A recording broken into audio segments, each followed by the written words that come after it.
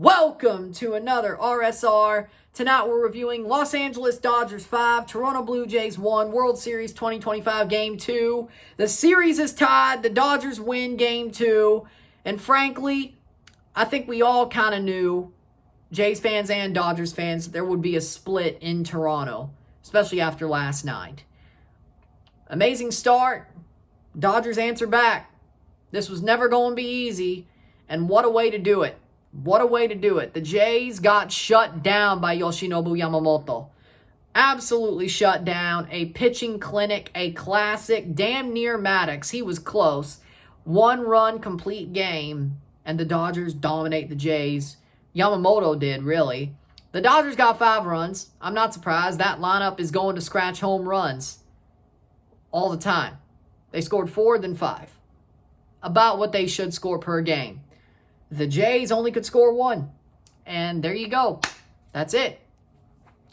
Yamamoto got enough run support. Gausman didn't. They both pitched well. But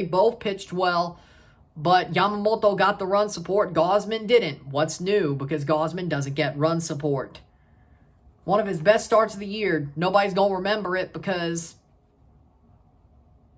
Yamamoto absolutely dominated. Runs were scored as follows. Will Smith, RBI single. Freddie Freeman comes home to score. 1-0 Dodgers. Bottom 3, Alejandro Kirk with a sac fly. Springer comes home to score from third. 1-1 tie. Top 7, Will Smith with a solo home run. Just to the right of the foul pole. 2-1 Dodgers off of Gausman. Max Muncy with a solo homer off of Gausman. 3-1. Top 8, Jeff Hoffman with a wild pitch hits Freddie Freeman on the foot. Pages comes in to score 4-1. Either way, if it was a wild pitch or a walk, it still would have been scoring Pages. Will Smith reaches on a fielder's choice. Ohtani scores 5-1 Dodgers. Jeff Hoffman tried to keep the damage to the lowest, but it didn't matter at that point. Yamamoto was cruising. Final 5-1. Series tied 1-1. We go to Dodgers Stadium. Chavez Ravine with a 1-1 split, which honestly, you would accept that as a Jays fan. You would accept that. I mean, this game was tight. Tighter than the score would suggest. Gausman was on fire tonight. Yamamoto was better. Our bats only got 1 run. The later the game went, the more Yamamoto settled in. The first inning, we had runners on the corners. No out. We proceed not to bring anybody home. We got runners on base until what? Like the 4th? Till we tied the game? Then Yamamoto just locked in even harder.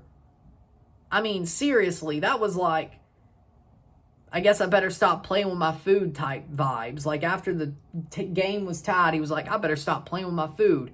They didn't get anything else. And here's the thing. You can work pitch counts if guys are throwing balls. Yamamoto was not. Yamamoto was pounding the zone. They had to hit the ball, whether it was foul or light contact. He started just pounding the zone with strikes, and you can't run up a pitch count that way. And by the time they could have ran up his pitch count, they were going to see Sasaki. This game, when we couldn't keep the pressure on that we had the first 3 innings, that's when it ended. Like those 3 quick 4, 5, 6, that's when it ended.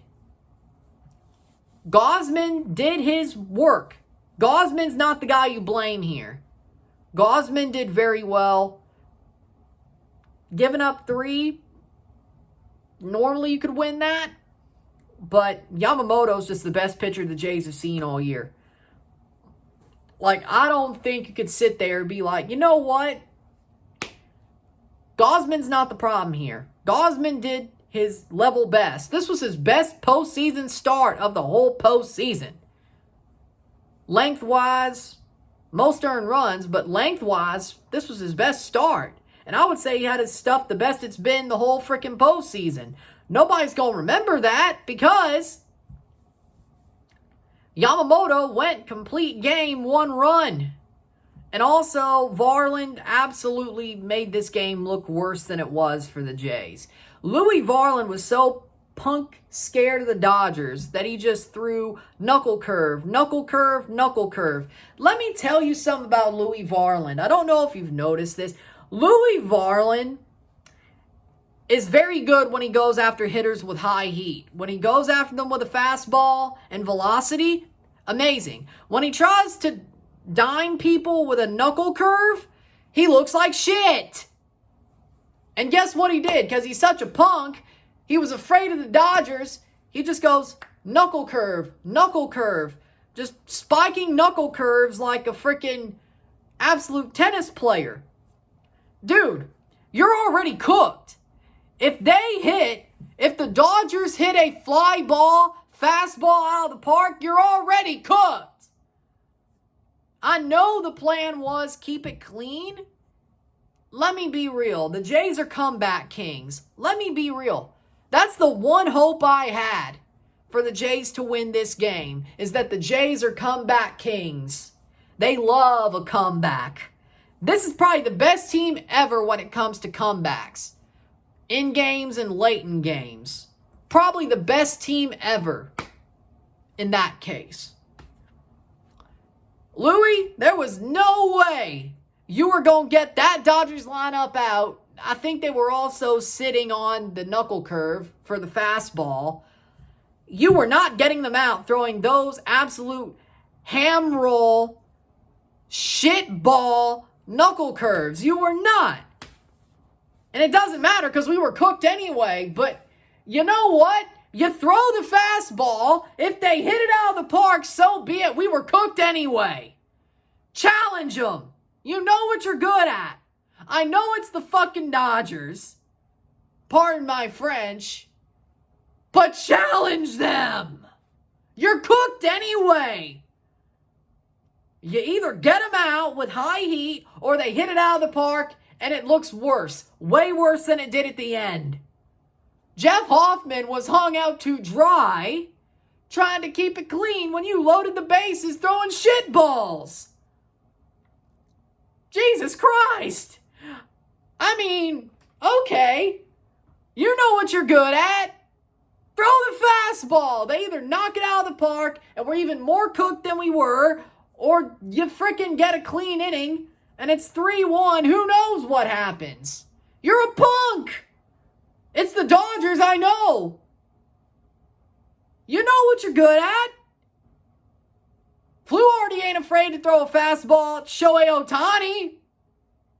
That's what made him so aura-farm. Mason Fluharty made his career by striking out Ohtani 3 times on fastballs. You know what you're good at? Do it.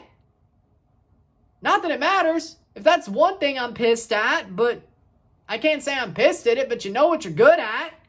So do it. You were cooked anyway. Like, the Jays were cooked anyway no matter what he did. But loading the bases, you gave him 2 free runs. That wasn't pretty. Like, we might have came back if it was 3. We certainly weren't with 5. 3, we were probably cooked, but we were certainly cooked after you were done throwing balls. And Hoffman brought home 2 of those runs basically as free runs. And by the way, why weren't they throwing home on that fielder's choice?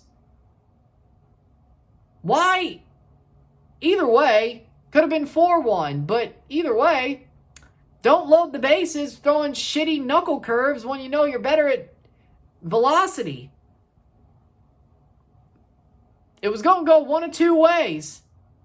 They either chase or you got knocked out of the park. At that point, with the way the game was going and the way Yamamoto was going, doesn't matter. No. Yamamoto's the man of the game, player of the game, because that was an amazing outing. I love long pitcher outings. I love when they go 8 or 9, especially now that managers are so punky and they love the analytics, and it's like, well, you know, analytics say I should pull you 3rd time through the order. No, if you're cooking, you're cooking. Yamamoto was cooking. Gausman was too. Yamamoto was more. Yamamoto's player of the game, and he's the best pitcher the Jays have faced all year. That's like the one guy who's made the Jays look like normal baseball players. Well, out of good pitchers. Shitty pitchers, no, there's been a couple of those. So you're either really good, you are the best in the world, or shit. In between that, the Jays own your ass. If you're not utter shit, or a no-name, or you're the best in the world, so you have best in the world Yoshi Yamamoto, everybody else, and then every no-name shit pitcher under that. The Jays either suck against you if you're a no-name shit pitcher, or Yoshinobu Yamamoto. Everybody else, well, you're shit out of luck. So Glasnow, Ohtani, and Snell, you're shit out of luck. But if we see Yamamoto again, I hope we're up 3-2 in Toronto instead of down 3-2. Because if we're down 3-2, our season's over. If we see that guy again, we better be up.